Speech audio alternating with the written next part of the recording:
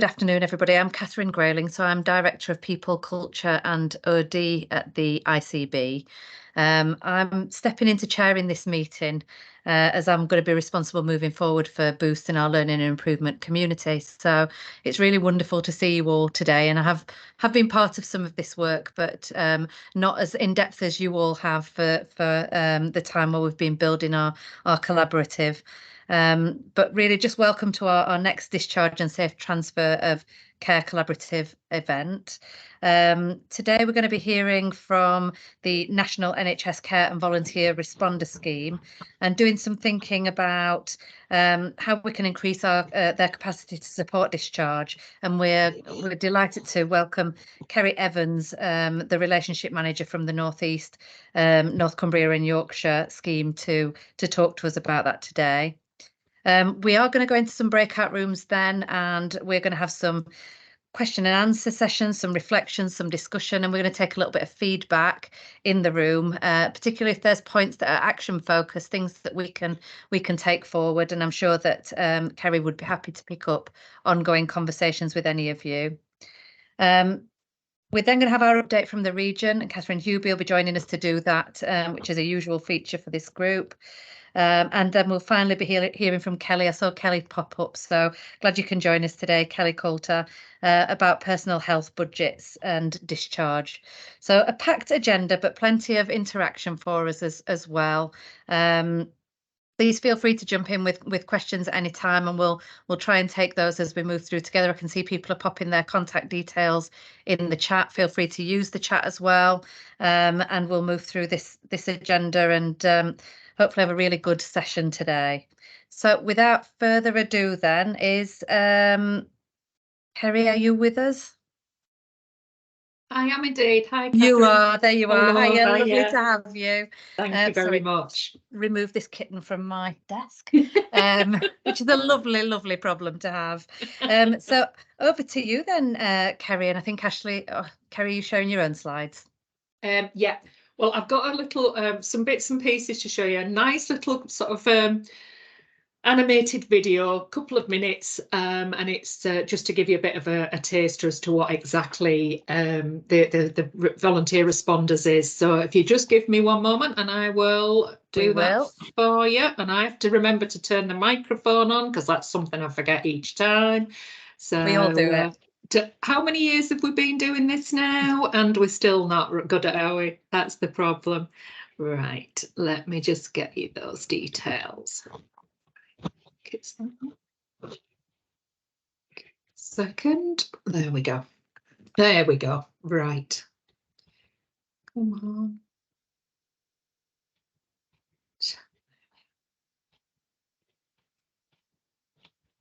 NHS and Care Volunteer Responders is an innovative volunteering programme supporting the NHS and adult social care in England.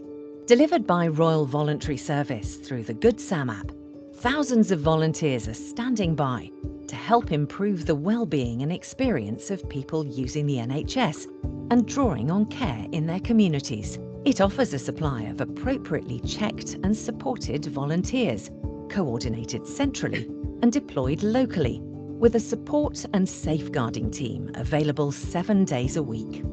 Geolocation enables fast, real-time deployment to local tasks and pre-booked shifts, and volunteers can easily switch between on-duty and off-duty, depending on their availability. We're working with frontline health and care teams, so volunteer activities meet current needs, whether that's helping with discharge from hospital or supporting people in receipt of care. Check-in and chat offers friendly phone calls to ease loneliness, while community response provides shopping and prescription delivery. And Pick Up and Deliver helps NHS teams transport medications and equipment. It's an evolving programme.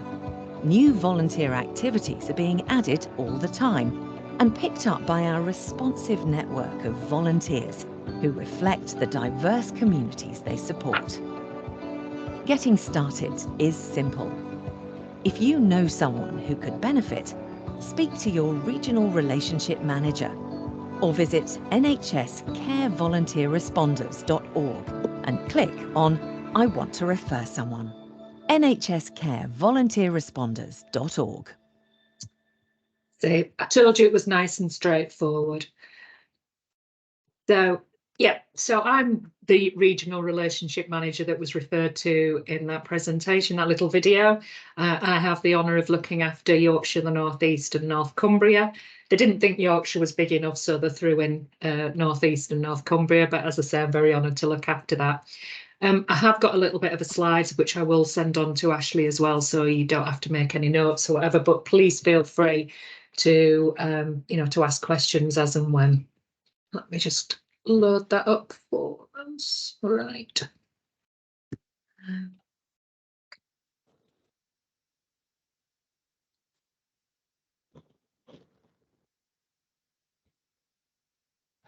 Can we all see those? Are we okay?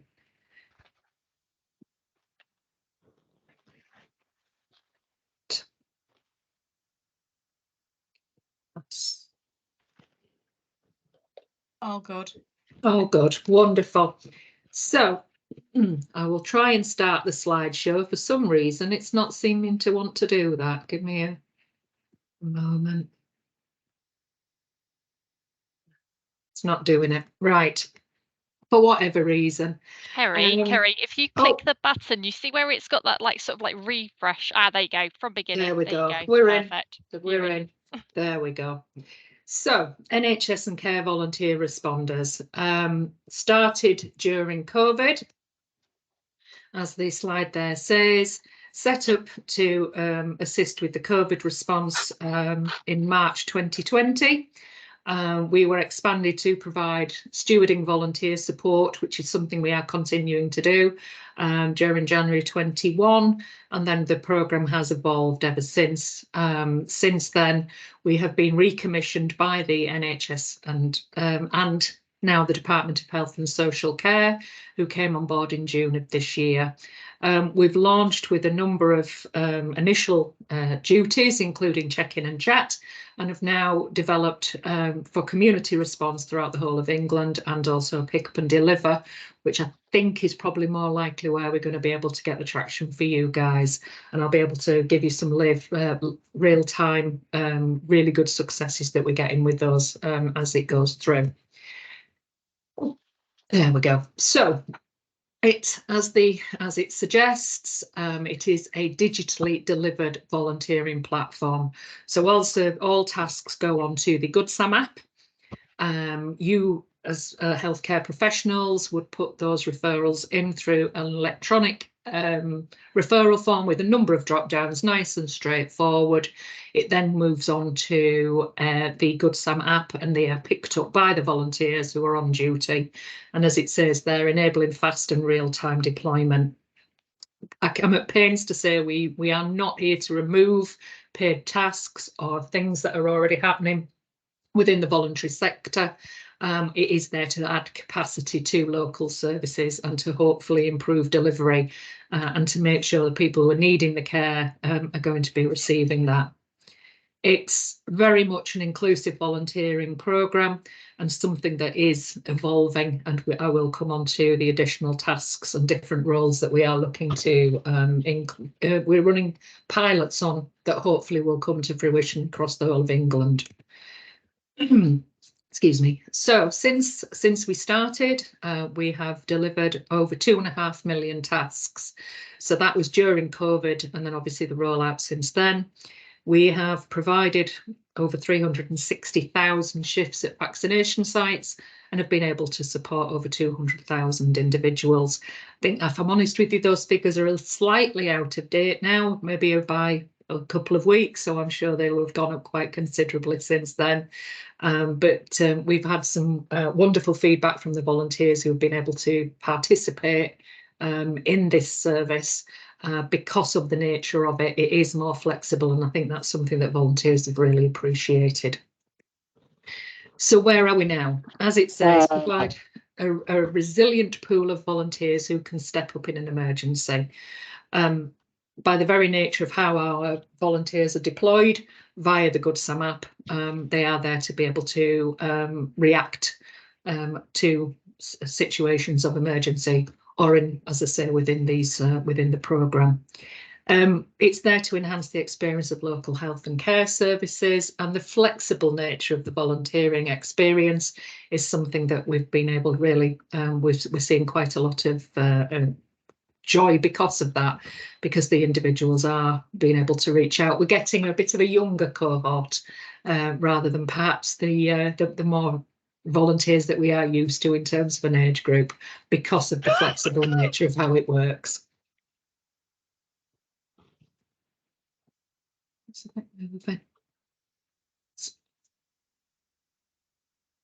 Okay, we've seized up. What's going on? Let's have a look.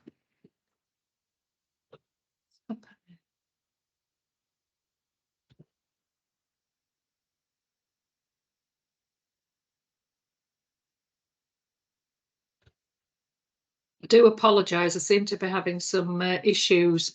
It's not moving on my slides, so I do apologise. Let me just see whether if I can stop sharing, it might well restart it. Give me one moment. Turn it off and on again. Yeah, don't you just love it when technology doesn't work for you? Just makes you feel great. Oh, love it, love it. Right, let's try again. Oh, it's disappeared altogether now. Good grief, I'm not doing very well here, am I? I tell you what, I'll just talk you through it and I will send over the slides. I'm having problems technology-wise at the moment. So anyway, so I will talk you through it and then I'll send the slides over. So in terms of the different volunteering roles that we've got at the moment, we've got check-in and chat and check-in and chat plus. So that's where people can be referred into the service for a friendly conversation between the volunteer and the person being referred in. For check-in and chat, it's up to 18 weeks of support.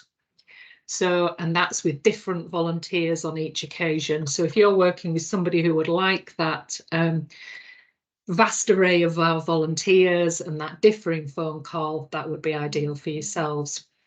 For somebody who would perhaps want a more of a rapport building, check-in and chat plus, because that is the actual same volunteer for up to 6 weeks, 3 times a week. So if you are working with somebody who would like that element of rapport building, then that'd be a perfect solution for yourselves. Excuse me a minute. Thank you. So it is a friendly chat. We do encourage our volunteers to talk about the 5 steps to wellbeing, but it isn't meant to be a preaching situation. It is that happy conversation. Did you manage to get out today? Have you been able to see anything on the TV that's good? And we do tell our volunteers not to phone during Emmerdale or Coronation Street. And it is very much that conversation. I personally see that service for people who have perhaps been recently discharged or are waiting to come into hospital, or perhaps the families who have got a loved one at home, you know, who would normally be there, who were perhaps in hospital or whatever, and are just needing that conversation. So it can be across the whole piece. It's not just the person that's receiving the treatment, it can be the family members as well. So community response is where it might be items of shopping, prescription pickups when the person has come out of hospital. And that can be a one-off service or once a week up to 6 weeks. We have got the possibility of being referred in again. So in reality, it could extend to 12 weeks. And that can be, as I say, you know, Mary's snapped her glasses arm off while she's been in hospital, dropping it off at Specsave for repair, picking it up, that sort of thing, prescription pickups, doing the shopping, any essential items really. And what I should say for both of these services, there is no charge to the individual. The volunteers can claim their expenses out from the programme, but there's no direct cost to the person in receipt of the service. So as a good Yorkshire lass, we like value for money, and I would suggest that's very good value for money myself. But yeah, so those are the two that are actual sort of more patient-centred. The other service is pick up and deliver. So that's where we're actually picking up items from an NHS site and delivery to a patient's home. And we are running some really successful programmes at the moment with Barnsley Hospital, and we've got one running at York at the moment. So that's meds and items of equipment. So it's walking aids, commodes, anything that can fit into a volunteer's car is being collected and delivered over to their sites. All of our volunteers have, at the very bare minimum, been ID checked. So that is passport, driving licence, right up to, for community response, they have also had a DBS, so that's the enhanced with the adult BARD. So you've got that assurity of knowing that the volunteers on a community response referral have got that coverage. All of our services have backup, so we have safeguarding and we have our problem solving team, and both of those operate 8 while 8, 7 days a week, 365 days a year. So if you're wanting to pop a referral in, you know that the volunteers are going to have that backup there. So they get training to recognise what a safeguarding issue is.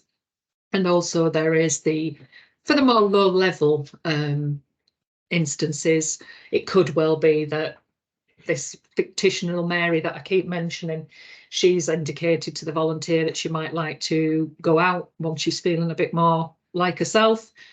They can be referred into the problem solving team and they will look for groups and activities in Mary's area. So there is that signposting element that's hopefully going to be there as well.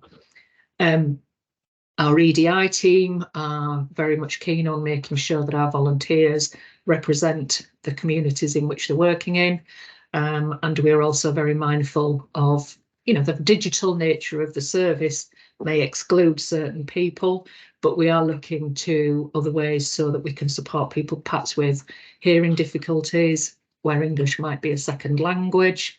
Our welcome letters go out in other languages and can also be an audio as well.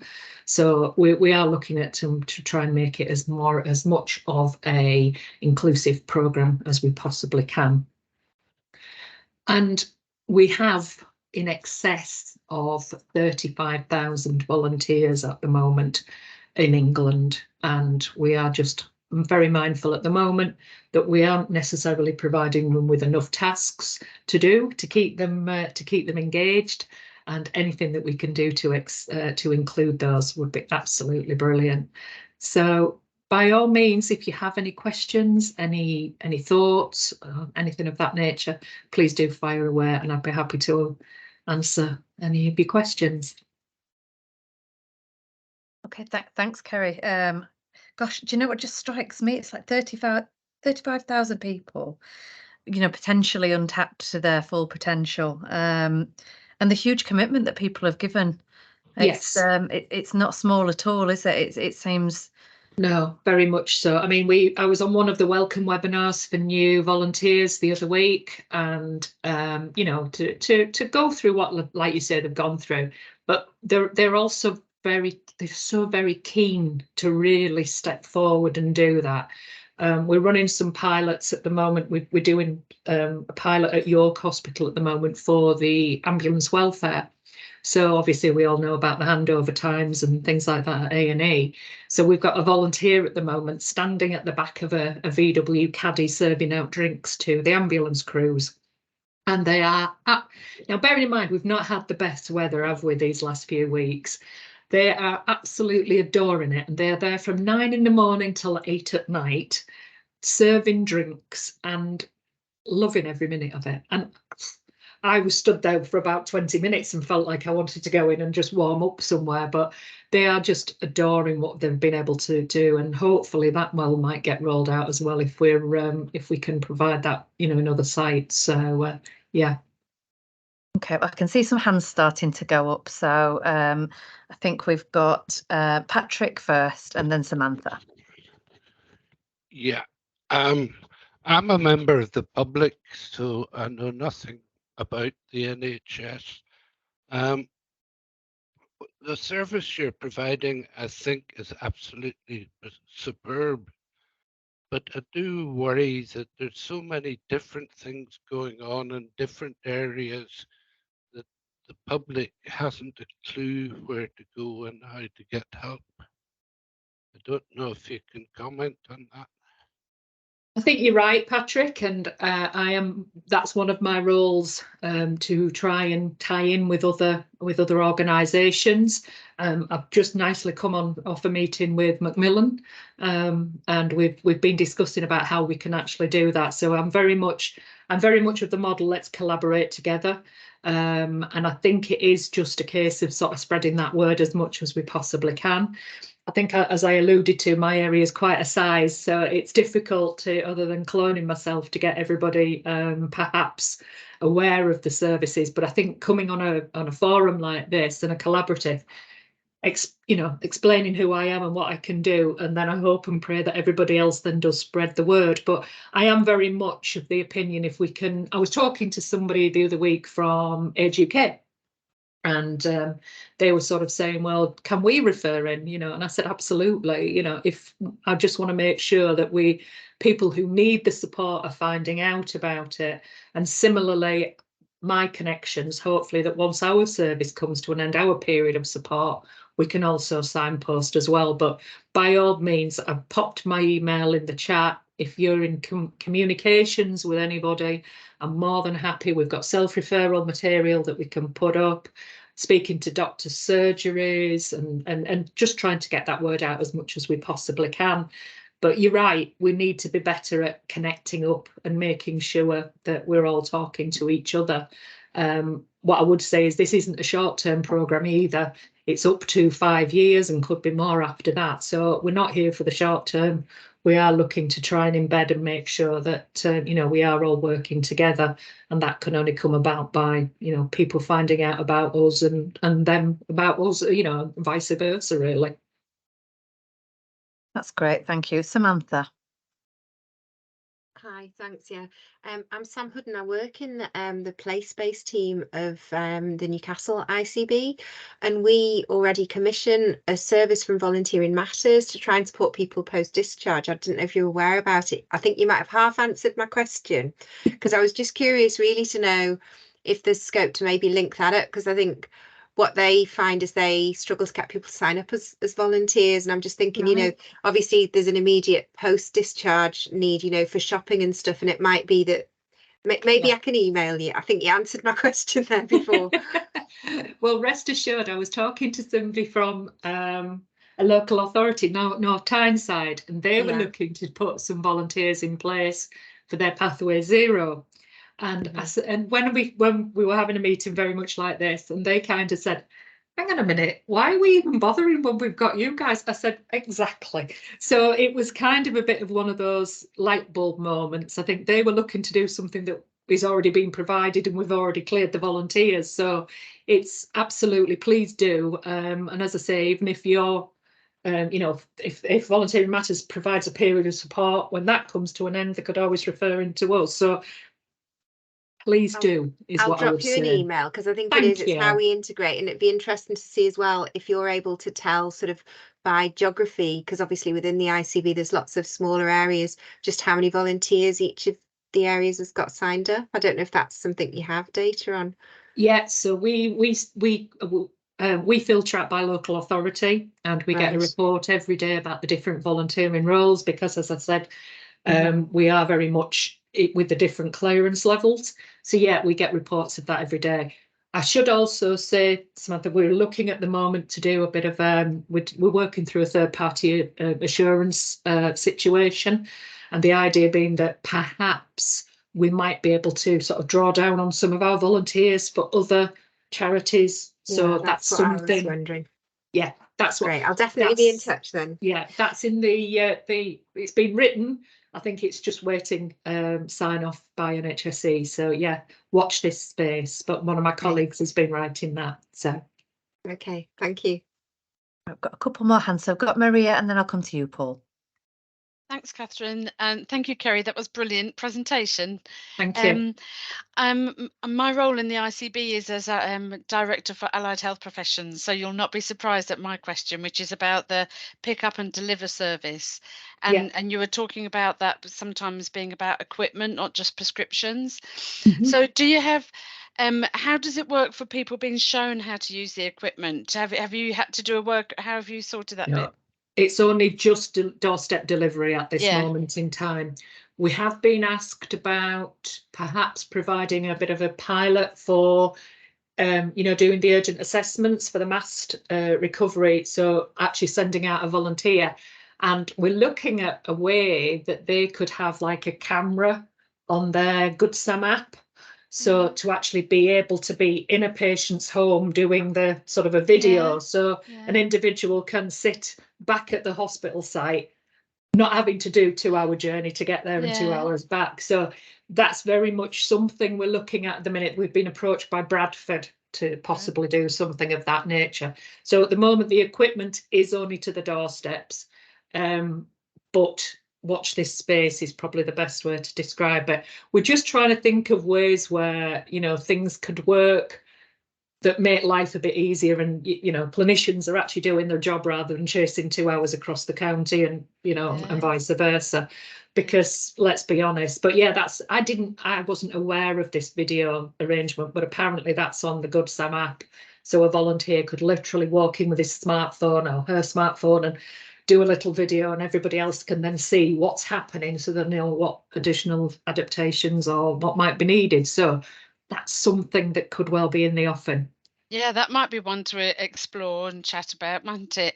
I suppose some of the challenges we have in terms of coastal, obviously, and rural communities, where in some areas for our local authorities, they're a very swift delivery, and for others, obviously, just the challenge of the miles. So I think I'd just be interested to have another conversation with you, I think, about that. Please do. Yeah. Well, I've popped my contact detail, my email in the chat. By all means, I've been more than happy to have a conversation. I don't think when I started this role I didn't anticipate that the pick up and deliver would be the most popular role, and I'm now realising that that's where a lot of the blockages are within the systems, and we've got hundreds of volunteers signed up, and I literally mean hundreds of volunteers, where they have gone through, because one of the requirements with the pick up and deliver service is they've got to have completed a driver declaration, so we can actually see how many are there, and they've got to confirm they've got a car, driving license, and it's MOT'd and it's insured. And they are I think it's that practical nature of the task that they are liking. So anything where we can utilise those volunteers, I'd be more than happy. That's brilliant. Thank you very much. Thank you. Thanks. Okay, Paul, I think we've got a final question from you, and then we're going to go into some breakout time.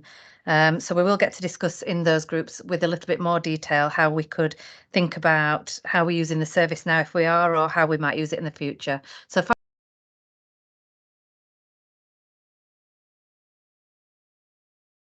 sorry, I cut out there, Paul. Over to you. Hi, I think I might just I'll hold off if we need to go to breakout, because I think my question might be able to answer in there, and then it keeps things ticking through.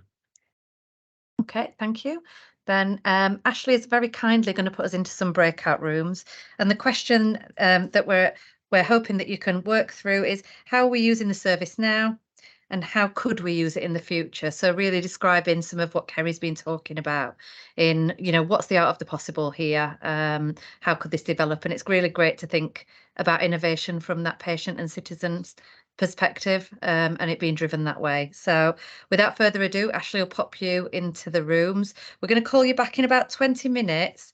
But if you could ask someone in the room to feedback just a couple of points from your discussions, and then we can just capture that, because it may be that we can do something with that information moving forwards, and Kerry would certainly take that away. Okay, over to you, Ashley. Brilliant. The rooms are literally opening now.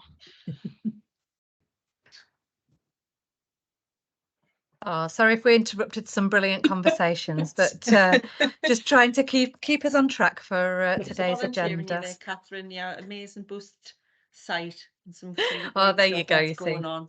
Always advertising. Okay, so I just wondered if we could have one from each room. I know some of your rooms are very small, so hopefully you had quite detailed conversations in there. But if we could just have a little bit of feedback, maybe just 1 or 2 points from each room. Now, I'm not sure who was in each room, so I'm going to rely on you to pop your hand up if you're happy to talk to your group's conversation. Julia. Hi everybody. So we had a very small group, but really interesting conversation. So really see the benefit of the service, but recognizing that it's that communication bit. We've not got a lot of places kind of using the service, but we do recognize its worth. So we spoke about kind of is the service visible on the DOS for people to kind of see, to kind of tap into. So that was one of the things. One of the other things that we kind of mentioned was around signposting. So thinking about your kind of offer, do your volunteers signpost to specific services, or is that kind of, you mentioned about the problem solving team? Yeah. Whether how they supported, and I'll just give one more just about how time sensitive this is. So if you've received a referral, how quickly can you respond to that? Just thinking about utilising the service to support discharges if it is going to kind of get some shopping for somebody, and doing that little bit of a well-being check, whether that's something that you can kind of support. So those three really, but lots of really good stuff. So really interested, and we can kind of put that in the chat, the other bits in the chat as well, just for a bit of food for thought. So in terms of signposting, yes, you're right, Julia. We've got our problem solving team. So if something was mentioned to the volunteers, we don't expect them to do the research though. And this is one of the reasons as well, we do say to our volunteers not to operate outside of the hours of 8 while 8, because obviously the support function closes at that point. So they would pop it back up into problem solving. If they can't find the answer after it's, they've got an excellent database of information, and that's growing as the programme grows. It also then ultimately comes down to us as regional relationship managers. So my equivalent, there's 8 of us in total. My maths isn't very good, I'm just adding all those areas up. So we do get involved with potential issues, anything that's sort of bit more unusual, and then I will then always can reach out to other individuals, and again my database of knowledge is also growing. So people like your good selves, if I could I'll be drawing on you guys for information as well. In terms of referrals, I would say that there's no 100% guarantee for these, so it's always best endeavours, because they are ultimately volunteers, but because of the pool that we've got, we do feel confident that we'll be able to attend to them.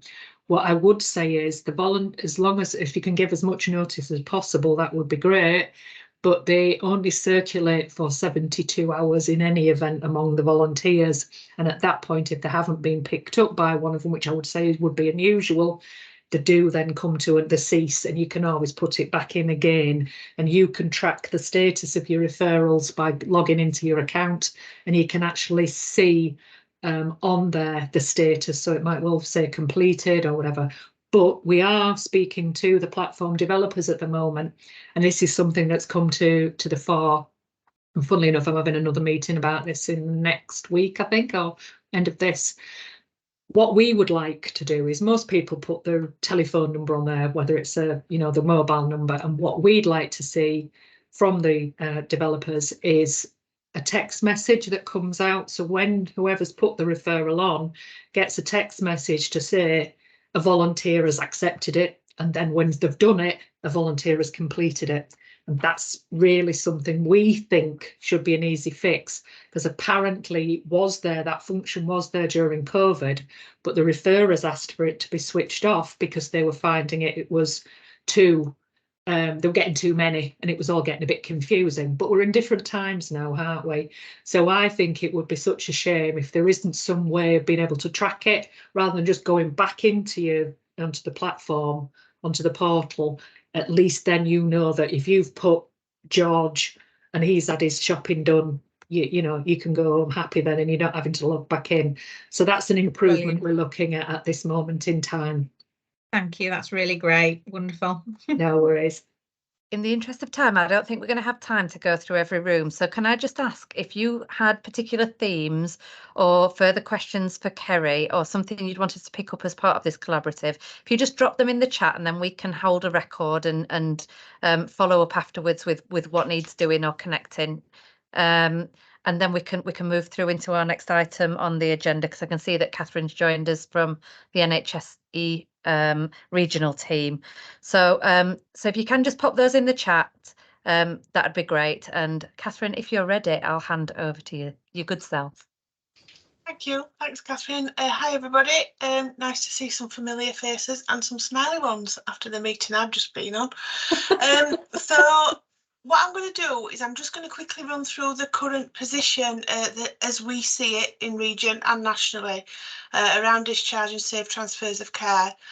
Some of the areas that are hot off the press at the moment, and the other bits that really need your attention, please. Or if anybody can ruffle a few feathers, then that would be really, really helpful. I'm going to just share my screen, but apologies if it doesn't work in a screen, in a slideshow mode, but hopefully you should be able to see everything, because what I'm going to do is I'm going to send Vicky the slides. I've updated them again, Vicky, and there's lots of little detail on there, but hopefully this will just be a bit more of an overview for you. So the flavour of the month at the moment: no criteria to reside bed occupancy, no criteria to reside as a whole, and the patients that are in hospital beds that actually don't need to be there, but the percentage of bed occupancy based on the number of beds that you've got in your system. You guys are at the top of the chart, actually. You're under the 10% threshold as an ICB, which Richard Barker, our regional director, has set as a target to achieve by winter, which we're nearly there, aren't we? That the percentage bed occupancy within your acute providers should be 10% or less. There are a couple of outliers, North Cumbria and South Tyneside. But I think I'm in the fortunate position of having a bit more of an understanding what's going on there, which also helps with the narrative that we feed up to our execs and ultimately at board level. So it's understanding why our patients are in those beds when we're saying that they don't need to be there, notwithstanding the fact there are many factors that influence that, but also the impact that can happen within our acute providers to move this forward. So what we are looking at from a data perspective is splitting it into our pathway zeros into what's within the hospital gift and what are other interfaces within the hospital. Just have flagged up there in the bottom corner the UEC delivery group at the end of last month. There was a challenge put out to ICB UEC execs and leads around: do you understand your discharge data? And have systems conversations taking place around no criteria to reside. And it's not so much for yourselves in North East North Cumbria, but we have a number of trusts where a lot of the reasons why patients are in hospital is because of other system issues. So the delays on more complex pathways, pathway 1, 2 and 3, etc., where they need some social care support. But we do know that these conversations are not taking place. So when we break down the data a little bit more, sorry, Catherine, just before you move on, there's just a question about whether that data set included mental health and disability providers. No, it doesn't. This is G&A beds in our acute providers. So on the next one, it should tell you here, these are the hospitals that we're looking at. So pathway zero, those are the ones what we're saying, and I don't just mean me, I mean the wider NHS England regional and national teams within the gift to change within the hospital trusts, and pathways 1, 2 and 3, which are a little bit more complicated. But what we are doing is taking these slides from our new discharge dashboard, which you should, some of you have been involved in building, which has been great, and you should all be able to have access now. And if you haven't, the link will be in these slides. And then what we do then is we look at it a little bit more further around the breakdown of the delays. I won't go into all the details, but we will point out here, sorry Gateshead, that there's a big chunk of patients in beds that are waiting transfer to the community hub. And in South Tyneside and Sunderland, they're waiting a referral into community. So these are your more complex patients that need support with their discharge. As I say, we have the granular details. I'm very confident as well, particularly in your ICB, that you have an understanding of the data that sits a lot behind this, all of which comes from the discharge sit rep. But if anybody needs any help in breaking that down, please let me know. So I'll just pause there before I move on to the next hot topic. But that's no criteria to reside that probably everybody will be hearing about daily going forward into winter. Any questions for Catherine on this before we move on? Thanks, Catherine. So next one, discharge ready date. This was published in the National Domain on Thursday. I've just come off the National Discharge Board and we haven't had any high level ministerial interest in this, which I think we can breathe a sigh of relief. But we are getting scrutiny in terms of why we have some of our acute providers that are not providing acceptable discharge ready date data. So this slide just details the process that's happened and the link in there where you can actually access the very complicated spreadsheets that have been published by the NHS England national team, breaking down the data that's been submitted for discharge ready date. As I say, it was published last Thursday. Not great news, I'm afraid, for North East North Cumbria. We've got 5 trusts that have not been recognised as showing acceptable data flowing through for discharge ready date. This has already hit the desks of execs within the region and ICBs, I believe. So there may be some more questions coming your way around the details as to why the information is not flowing. But North Tees, as an example, at a recent visit, they were very confident that the data was flowing. They were just not comfortable with the quality of the data that was being sent through. So it's understanding the narrative, and I often say that phrase that we can get the numbers, but if we know what sits behind it, then it's much easier to try and articulate the position when fingers start pointing. There is designated monthly drop-in sessions from the data liaison team to give support for our acute providers to onboard or provide that data through faster data flows. There's been some webinars and I understand there'll be more sessions put on by the national team. But if anybody wants any more detail on that, please let me know. This is just a snapshot of the kind of stuff that's been sent out by the national team and the extracts, but you can get onto that through the link. And just the areas of focus really from me at the moment. So the high impact interventions that came out with the winter letter in July, I've just kind of done a screenshot there on the left. And I know some of you have decided to concentrate on these. I think 3 were chosen, and this is the broader UEC agenda. But for those that have committed to care transfer hubs, and I know when Amy Oxley was in post, she did the visits, they are going to be requested to be reviewed. So the national team will be sending out a further request to review the maturity assessments that were done in the summer.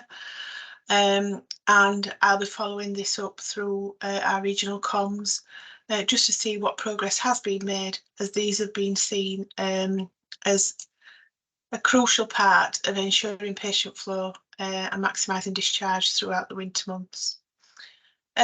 Understanding acute trust discharge delays, pathway 0 again, that is hot off the press, that it's nothing new again, but what we do find is that is always a focus when we come to National Discharge Board. Likewise again, the percentage bed occupancy of no criteria to reside and the discharge ready date quality. I've popped in as well the link to the new weekly discharge dashboard, and this can be found at the link enclosed.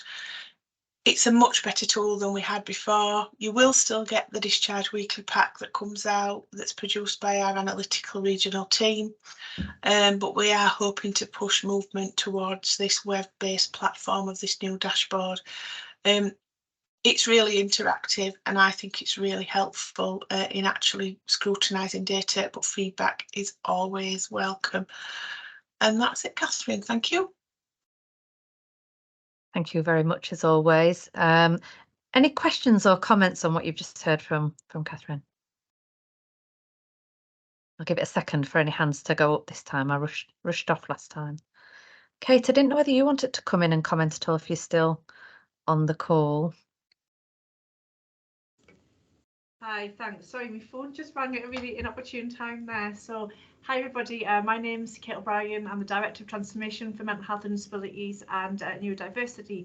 And in our group, Vicky and Lee and I were talking about the parallels that we're talking about today with the Inpatient Quality Transformation Programme and also the discharge programmes that we've been running with our North Eastern Yorkshire NHS England colleagues. And it just strikes me that there's a lot of symmetry here and harmonisation, and it'd be really great to look at these things in the round. So there will be people with mental health wellbeing needs that are in the acute hospitals, and certainly within our mental health and learning disability assessment treatment units, we see people delayed there, not for days and weeks like there are in the acute sector, but for years and years, and this can be decades. So we would be really keen to think about how we could work together, in this programme with you, and how we could benefit from your sort of collective knowledge and experience. And if there was opportunities to extend the volunteers programme to our inpatient services in mental health and disabilities, that would be most welcomed. Thank you. Thanks, Kate. Yeah, it's certainly been something we were discussing at the RCN Live at the weekend. So again, it's something that we have highlighted that there is a need there. So yeah, watch this space. But thank you. Yeah, I'd love a conversation, and we'll see what I can do in terms of reporting back upwards. I think it's a lot of my role, a lot of the time, is just information gathering and then actually putting it together into something coherent to send up to the powers that be, and hope that, there's that recognition and that engagement. But yeah, certainly please do. I'd be more than happy to do that. Okay, well, I'm not seeing any further hands, so thank you very much, Catherine, for your update. And we can move on to our final agenda item for today. So I'm delighted to welcome Kelly Coulter, who is the Senior Manager of the Personalised Care Group at NHS England, to talk about personal health budgets and discharge. So Kelly, over to you and welcome. Hi everyone. Yeah, I'll just share some slides. Bear with me.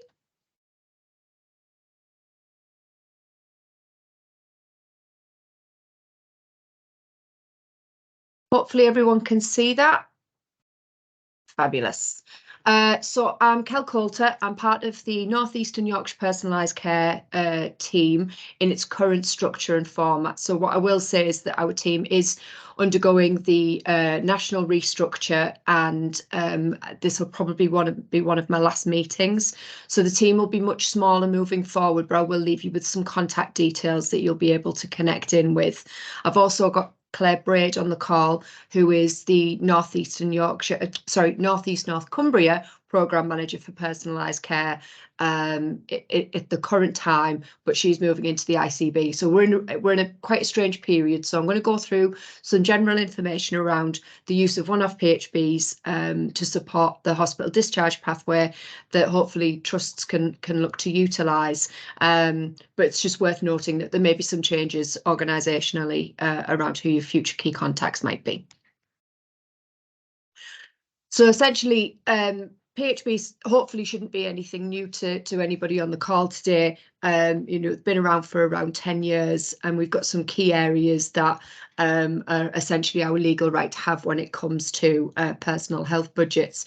So you might be more familiar with the use around continuing healthcare of children and young people with continuing care, those who are on a Section 117 or under the Mental Health Act, and for the use of personal wheelchair budgets. So they're the areas that as a system we have to offer legally the right to be assessed for an individual to see if that's the right way that they would like their needs met. However, there is also the use of one-off personal health budgets that can support the fairly pressured hospital discharge pathway.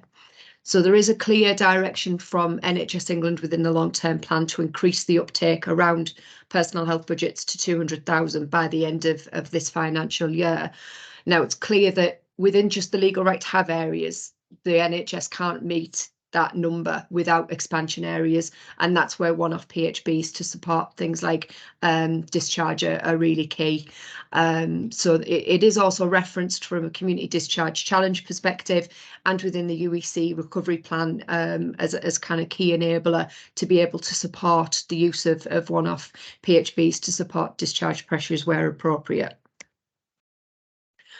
So they initially started during COVID. We've had some great examples already today around where the response during COVID to support pressured trusts has been, that learning has been taken forward, as we've heard throughout the course of the session today. And this is another one of those key areas. And what I will say is the relatively small budgets that we were looking at, so around about £200 for an individual. In many cases, it doesn't even reach that amount that an individual was assigned. And it was very much an agreement between the patient and the carer to be able to facilitate discharge where it's safe for them to return home and it's no longer right for them to reside in hospital. Ultimately, the one-off PHBs are utilised for either goods or services that either the person can purchase directly or the trust can purchase as a notional budget on their behalf, and should very much be linked into where cost saving around bed days can be identified, and at least 2 days, although on average it was 4. It can be things like travel costs. We've heard already about travel being a barrier for individuals, or it could be for the cost of informal care. It could be around where culturally it's appropriate for additional support. It could be around small pieces of equipment, and I've got some examples as we go through as well in relation to some areas where they've utilised some of those examples. But ultimately, it's about making the relative adjustments to be able to get the person home safely and away from an acute bed. So this is just a few examples of the delivery to date. It's a snapshot in time from January to June over the course of 2022 to 2023. So the first element is around the number of PHBs and then the number of hospital trusts across North Eastern Yorkshire that are utilising one-off PHBs. We have recently done a stock take, so you may have already had a request round from our team to outline the use of one-off PHBs within your area. And from a North East North Cumbria perspective, we've got 6 cases that have been utilised, and they're all in the North Tyneside area. So that's all that's being reported up. If other trusts are aware that they are utilising one-off PHBs, we'd love a conversation with you. But from a reporting perspective, there's only one area and one trust that we're aware of that's utilising them in North Tyneside. What I will say is that North Tyneside have got some great examples of where these really small purchases have helped them to save capacity, have helped them to ultimately have a better patient outcome experience as well. So I'm sure that if areas were looking to learn from one of your local sites, I'm sure that we can connect you up with North Tyneside for a discussion on how they were utilised. They were very much linked into winter pressures last year, but my understanding is that they're looking to continue that into this year as well. So there are some key barriers that were identified in relation to accessing one-off PHBs, and the majority of that does relate to funding or a lack of understanding within an organisation. I think absolutely the culture change is a real barrier that we've seen, not only from one-off PHBs, but across some of our legal right to have areas as well, including processes and governance. So it's not lost on me that this isn't necessarily an easy fix, and that in North East North Cumbria we have got a way to go around our legal right to have areas. But that's not to say that trusts shouldn't still look to utilise the one-off PHB route to be able to support some of those discharge pressures, and very much in relation to being able to link in with those saving on bed days. So there's a couple of things in relation to kind of what what the criteria is for it to become a PHB. It's very much linked into pathway 0 and 1, where we see most benefit for a patient and where we're able to speed up the discharge process. It should very much be a conversation between the person, very much linked into a person-centred support plan for the individual, and very much put the person at the centre, what matters to them. It should only ever be used for short-term use, and to be able to support the person to get home quickly. And as I said earlier, around where we're able to save at least 2 days from an acute perspective.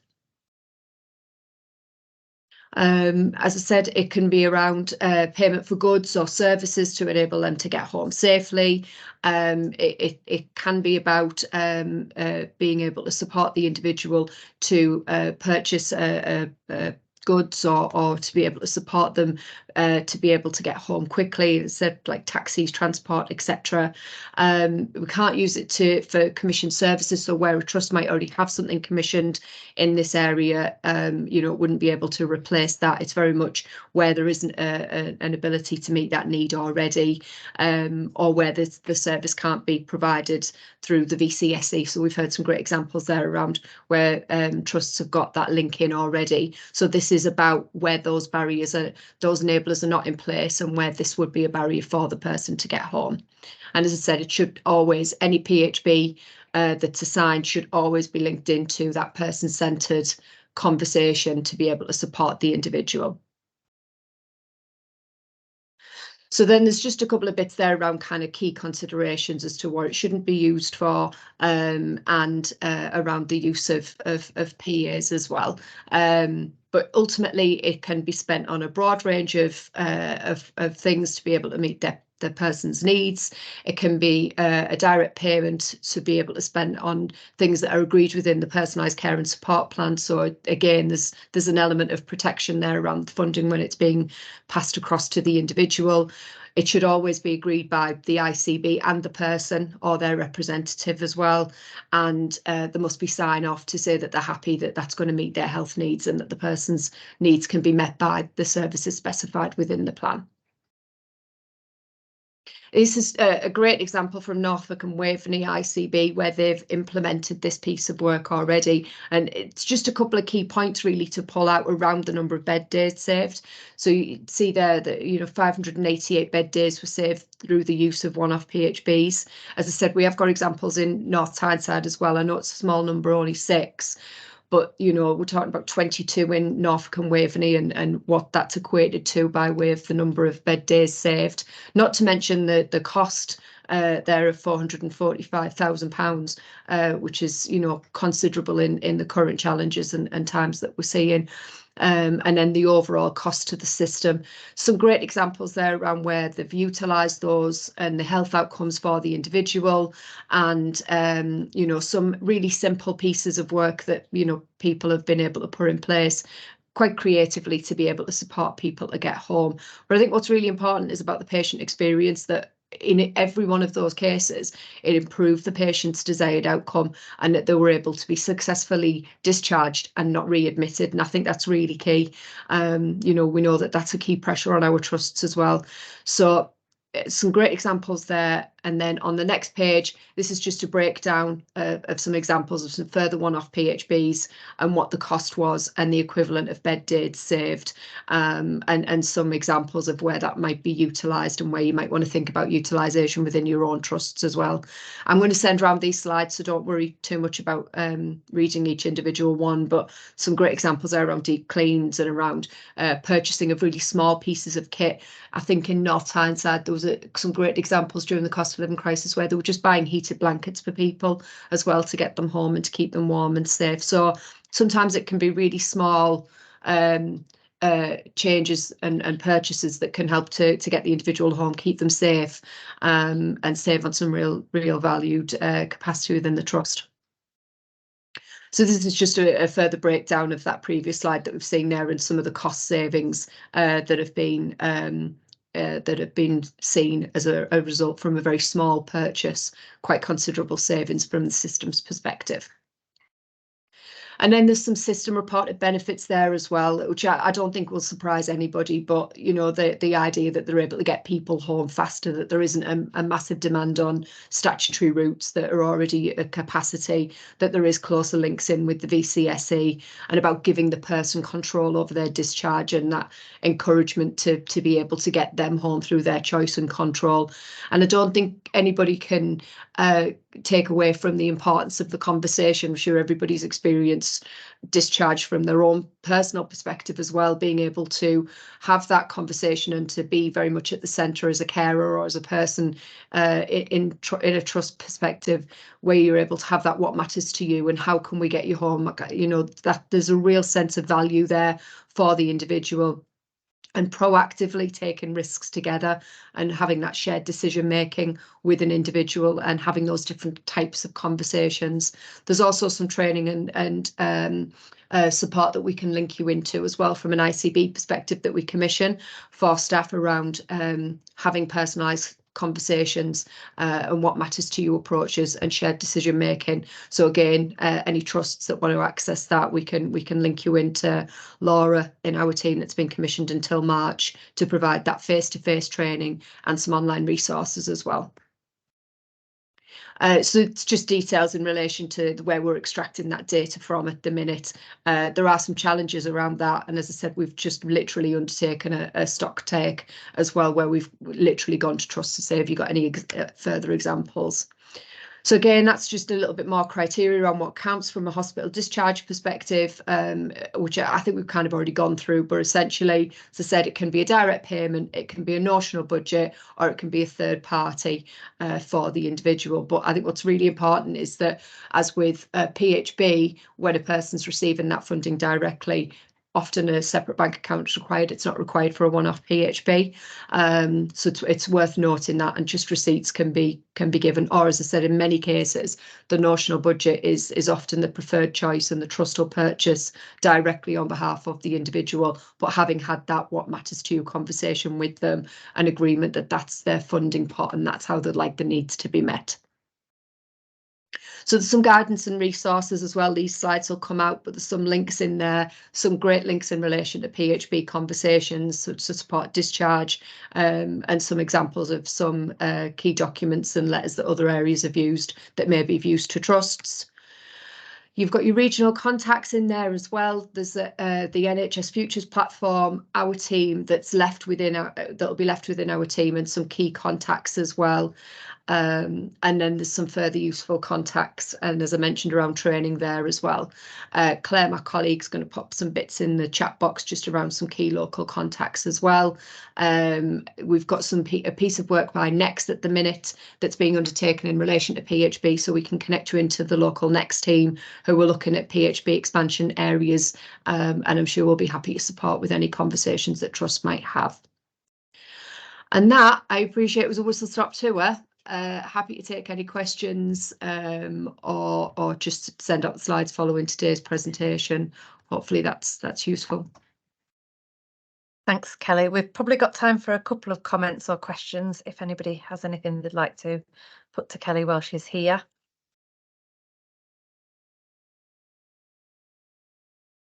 Kelly, I guess for me at the start, you said this, this is not new information to people, and there's a clear economic efficiency and quality benefit.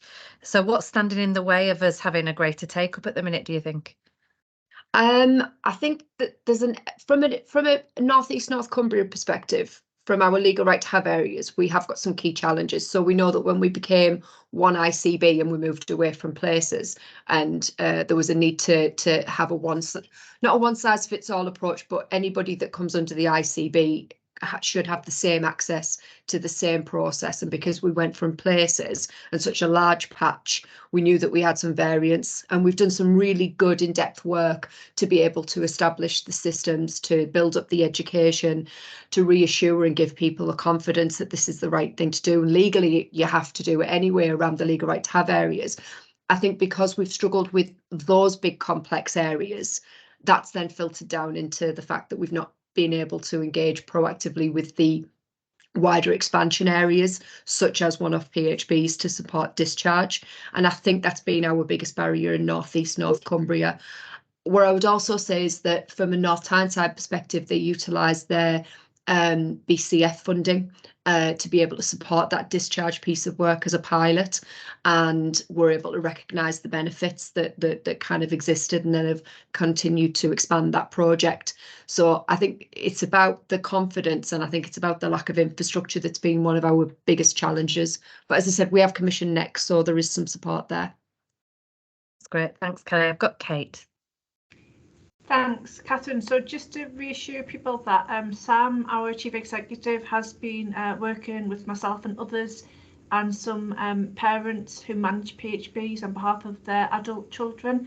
And we have agreed just yesterday or the day before to set up a task and finish group within the old age continuing healthcare programme that's going to look at PHB. It's going to be a 3-year transformation programme, and it's going to look at starting with the baseline of exactly what Kelly says, what we're doing, what people's experience of using personal health budgets are, and how we can pump prime some of these areas where we think we could use personal health budgets to accelerate discharge from hospital. Thanks. Great. Thank you. Catherine. Thanks, Catherine. If I could maybe have an offline conversation about that, Kate, that'd be really helpful. The national team are very interested in this area that is not just underutilised in North East North Cumbria, it's national. We've recently done a PHB audit in the region, and there isn't much uptake at all. There seems to be some common themes that are not just specific to our region, but it's the knowledge and awareness within our acute providers to utilise these budgets and or the resources and ability to do that. And I think when we move towards our care transfer hubs to be more established, it's something that could be looked at in the round, but also accessing support from our VCSE colleagues. But yeah, it's very much an underutilised area across the country, and any learning we can take from anybody will be really helpful. Thank you. Okay, and Paul, our final comment, and then we'll close the meeting. Yeah, it was just a quick one really around. So in North Cumbria, we did actually use. I think it was drawn out of the Better Care Fund, where we had like £1,000 grant, a £500 grant, just to basically use to support people at a discharge out of hospital. And we used it for nearly a year, but the biggest problem that we had with it was it's policing it. So once you've handed that money over, it's like timeframes for someone, so for example, it was things like putting a door at the bottom of someone's stairs that had maybe cognitive decline so that we could do safe downstairs living. But then that person's family would have that money for ever and a day. They were waiting for a builder, and then it was just the policing of it. So I think that's just the main thing for me, is it's the policing of, once that money's been spent, who's chasing that person up, who's then kind of saying, well, you've had this money. And obviously the transfer of care hubs, certainly in here, they just don't have the admin time to support that. So there's a few things around it where it sounds great, and it was great when it worked really well and really, really quick. But at the same time, it did create a lot of admin.